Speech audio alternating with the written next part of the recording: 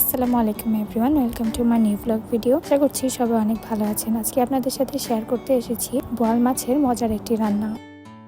এভাবে বাসায় রান্না করে খেতে চাইলে ভিডিওটি শেষ পর্যন্ত দেখতে হবে। আর যারা আমার পেজে নতুন অবশ্যই পেজটি ফলো দিয়ে যাবেন। সো ভিডিওতে চলে যাই। তো এখানে বোয়াল মাছ রান্না করার জন্য আমি এখানে সামান্য একটু হলুদ আর একটু লবণ দিয়ে মাছগুলোকে ভালোভাবে মেখে হালকা একটু তেলে গড়িয়ে নেব।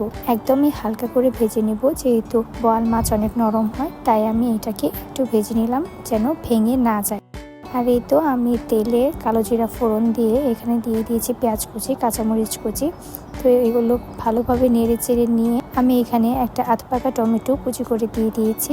আপনারা চাইলে টমেটোটা ব্লেন্ড করেও দিতে পারবেন, এটা আপনাদের উপরেই সম্পূর্ণ ডিপেন্ড করবে। টমেটোটা ভালোভাবে সিদ্ধ হয়ে এলে এখানে আমি দিয়ে দিয়েছি পেঁয়াজের পেস্ট। এটাকে আমি ভালোভাবে কষিয়ে নেব যেন বাটা মশলার গন্ধটা চলে যায়। তো এই তো এটাকে ভালোভাবে কষিয়ে নেওয়ার পরে আমি এখানে দিয়ে দিব গুঁড়ো মশলা। আর গুঁড়ো মশলা তো আপনারা জানেন কি কি গুঁড়ো মশলা ব্যবহার করতে হয়, আপনারা স্বাদ মতো লবণ দিয়ে দিবেন। তো এটাকে ভালোভাবে আমি আরও একটু নেড়ে চেড়ে কষিয়ে নিব। কষিয়ে নেওয়া হয়ে গেলে এখানে আমি সামান্য একটু মশলা বাটি ধুয়ে পানি দিয়ে দিব।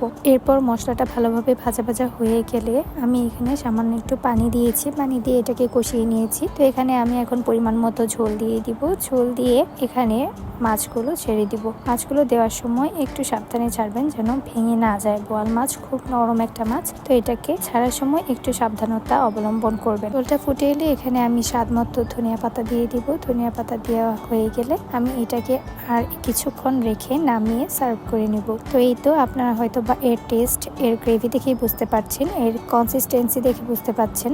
আল্লাহ হাফেজ।